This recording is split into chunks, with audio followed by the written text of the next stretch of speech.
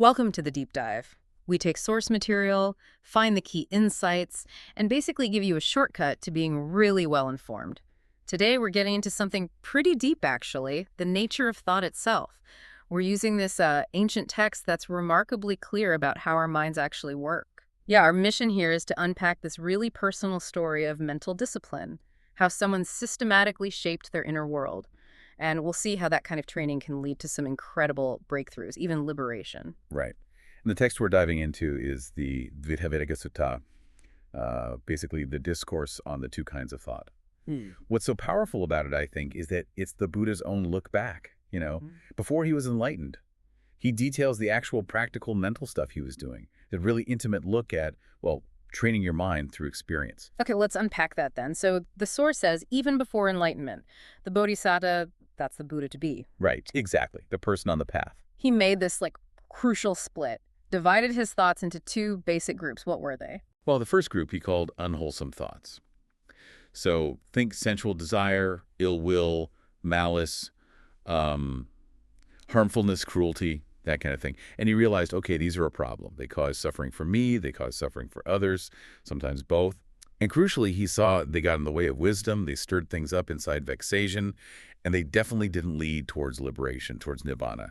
So whenever they popped up, he made a real conscious effort to, abandon them, dispel them, stop them. Was that just an intellectual thing, oh, that's bad? Or was it a real struggle letting go of those kinds of ingrained thoughts? The text really implies it was an active, experiential thing, not just knowing they're bad, but actively, deliberately working to disengage. Weeding a mental garden. Okay, so actively weeding out the bad stuff. That makes sense. What about the other category then? The other side of the coin? The second group, he called those wholesome thoughts. So this is thoughts of renunciation like non-sensual desire, goodwill, non-ill will, harmlessness, non-cruelty. And he noticed, okay, these thoughts, they don't cause affliction. Not for me, not for others. Actually, they do the opposite. They help wisdom grow. They don't lead to that inner turmoil, and they do point towards nibbana. He even found he could dwell on these wholesome thoughts for a long time, and there wasn't any fear or danger in it. And this is a really important point the text makes, even with these good thoughts, if he just kept thinking and thinking and thinking about them endlessly, that could still lead to getting physically tired, mentally agitated. So even then, he had to consciously, settle the mind, calm it down, unify it, concentrate it, keep it from getting overworked. Wow, okay. That's actually quite subtle. Even good thinking needs managing. It's not just about having good thoughts, but about achieving this mental balance, right? Exactly. It's about mastering that equilibrium. So what's the practical bit here for you listening? This idea that the mind just leans towards whatever it thinks about all the time. Yeah, the principle is super clear and practical. Whatever a bhikkhu frequently thinks and ponders upon, and that applies to anyone, really. Yeah. The mind inclines towards that. So if you're constantly dwelling on the negative stuff, the unwholesome thoughts, well, that's where your mind's going to naturally go. But if you consistently focus on the wholesome side, your mind starts leaning towards well-being, towards clarity, towards ultimately liberation. It's a direct link. Your focus shapes your state. It's fascinating. And that point about managing even the good thoughts, it leads nicely into this analogy the text uses, the one about the cowherd. Can you walk us through that? How does it shed light on this? Sure. It gives two scenarios, which is helpful. First, picture a cowherd. It's the rainy season, crops are growing. He needs to keep his cows out of the farmer's field. So he's actively watching them, maybe using a stick, restraining them, controlling them. Why? Because he knows if they eat the crops, there's going to be trouble, punishment, fines, blame. That's like seeing the danger and the unwholesome thoughts, the harm, the defilement, and at the same time seeing the benefit in the wholesome ones, like renunciation. It's about active, vigilant protection. Okay, then the second scenario. Now it's the end of summer, pastures are dry, there aren't really any crops left to protect nearby. In this situation, the cowherd just needs to be mindful, just keep an eye on the cows. They're less likely to wander into trouble. And that illustrates the state where you're mostly dwelling in wholesome thoughts. The immediate danger, the lure of the unwholesome stuff has been managed. The mind isn't constantly trying to stray into the bad field. That second part, the dry pastures, does that mean the unwholesome thoughts are just gone? Like the fight is totally over? Or is it more like vigilance has become easier, almost automatic? I think it suggests the really active struggle is much less. The mind's been trained, Right. It naturally tends away from the unwholesome now. So the main job becomes just sustaining that wholesome state like the cowherd, whose cows are just grazing peacefully in safe territory. Less frantic effort needed. Right. Okay. So this careful management, this diligent cowherd work builds the foundation. And once that was solid, how did this practice, this sorting and managing of thoughts, actually lead to enlightenment for those deep states? Well, that disciplined practice, that twofold thinking, led him step by step into these deeper states of meditation. They're called the jhanas. Deep mental stillness, basically. First, he found this state of seclusion, away from sensual stuff, away from the unwholesome thoughts. There was still thinking and pondering happening, but it was different. It came with this sense of, like, rapture and pleasure that arose because of the seclusion, like stepping into a quiet space. Okay, so a focused quietness, the first step. What came next? Deeper still. Yeah. Then, by letting go of even that initial thinking and pondering, he entered a state of internal stillness, real serenity, a unified mind, no mental chatter. Still had that rapture and pleasure, but this time it was born from concentration itself. Deeper silence. Okay. And then even beyond that. Moving deeper, yeah. He let go of the rapture. He abided in equanimity, this really calm, balanced state. Still mindful, still aware, but experiencing a kind of subtle pleasure just in the body. It's like peeling layers off an onion. And the final stage of that meditative absorption. Finally, he went beyond both pleasure and pain altogether. Reached a state of just pure mindfulness and pure equanimity. Completely beyond feelings. Stable, neutral, profoundly still. Wow. And it was from that incredibly concentrated place, the text says, he gained these 3 huge insights, these knowledges, or vijja, all in one night. What were they? Exactly. During the first watch of the night, the first knowledge came.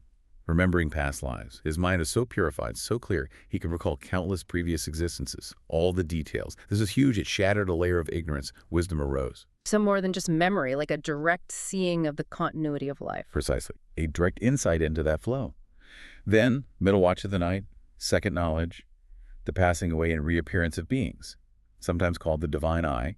With this incredibly clear vision, he saw beings dying, being reborn, saw whether they were faring well or poorly based on their actions, their karma. Again, more ignorance dispelled, more wisdom, seeing the direct results of actions playing out across lifetimes. So the divine eye isn't just seeing, it's understanding the why, the consequences, the karma. Exactly. Seeing that moral cause and effect in action. And then finally, the last watch of the night, the ultimate knowledge, the destruction of the defilements, the mental taints. He understood suffering completely, what it is, how it starts, how it stops, the path to stop it. And he understood the defilements themselves desire, the craving for existence, ignorance, their roots, their end, the way to end them. And with that understanding, his mind was freed, liberated. He realized birth is destroyed, the holy life is lived, nothing more to do. That was it. The final end of darkness, the arising of light, total liberation. It's just incredible how that focused internal work on thoughts could snowball into such profound, universe-altering insights. The text then uses another big analogy to sort of wrap this whole journey up, right? Yes, a really powerful one. A great herd of deer in a forest. It's a metaphor for, well, for us, for all beings navigating life. There's this great swamp or quagmire in the forest that's sensual pleasures, easy to get stuck in. The deer, that's us. Okay, a familiar landscape, but with traps. How does it show the choices we face? Well, there's this figure, a man wishing ill will. The text identifies him as Mara, the evil one, temptation, delusion, the force that leads us astray. Mara blocks the safe path and deliberately opens up a bad path. And the text is specific. It's the wrong eightfold path. Wrong view, wrong intention, all the way down. The bait he uses, the feeding ground, is delight and lust. And lurking there is the hunter ignorance. Following that path leads the herd, leads us to decline, destruction. A whole system of wrong living. But there's an alternative. Yes, thankfully. There's the man wishing well-being. This is the Tathagata, the Arahant, the fully awakened one, the Buddha. He does the opposite. He opens up the safe, auspicious, happy path. And that's the Noble Eightfold Path. Right view, right intention, right speech, and so on. It's the complete blueprint for wholesome living, ethical conduct, mental development. He closes off that bad path, gets rid of the tempting feeding ground, and destroys the hunter, ignorance. And following this path leads the herd, leads beings to growth, flourishing, prosperity. That's such a vital point. The map he discovered isn't just for him. He laid it out for everyone. So he didn't just chart his own inner world. He gave us a universal guide. Absolutely.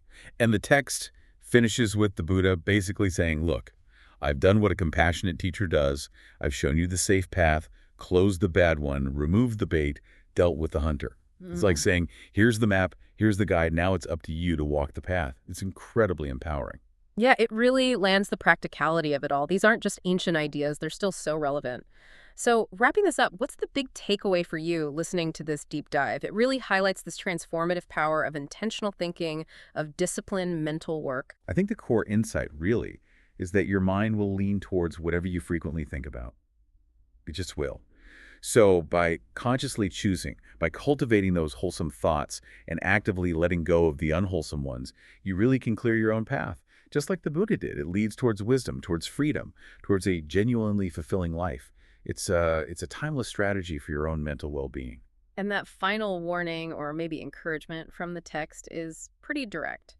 Meditate, do not be heedless, lest you later regret. Yeah, which brings up a really good question for you to maybe sit with after this. How could you start consciously looking at your own recurring thoughts?